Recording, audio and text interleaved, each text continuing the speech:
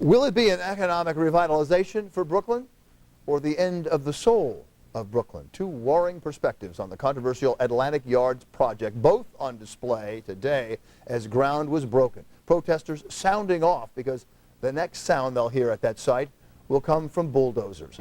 Eyewitness News reporter Stacey Sager at Atlantic Yard with the story. Stacey. Well, Bill, the protesters stood out here for hours today. After all, a lot of them will be losing their homes here in Brooklyn. And while some people actually support the project here in Brooklyn, others fear the congestion. Shame on you! Suffice it to say, their voices were heard here in downtown Brooklyn as politicians and developers broke ground for the Nets' new arena, the Barclays Center. Hundreds will lose their homes due to eminent domain, and they stood here mocking the project's supporters. A money-losing billion-dollar arena and no housing in the middle of a housing crisis. It has taken years for the $4.9 billion Atlantic Yards project to get off the ground, years of lawsuits and an economic slowdown.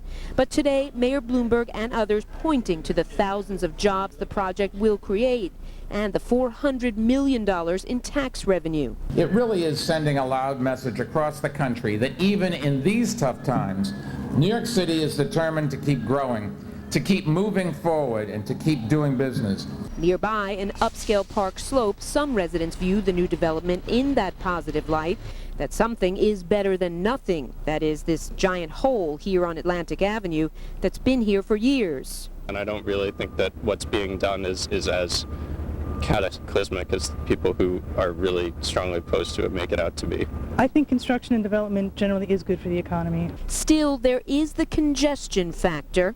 I think it's going to mess with traffic and just people's lives. And some just hoping the move brings an improvement for the team.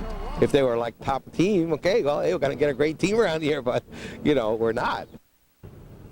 And as we said, this project has been mired in years of lawsuits, 34 lawsuits to be exact. Today, in fact, the developer taking time to thank all the lawyers on the project. The new Nets Arena set to open in 2012. We're live in downtown Brooklyn. I'm Stacey Sager, Channel 7 Eyewitness News. Yes, they made a lot of money, those lawyers did.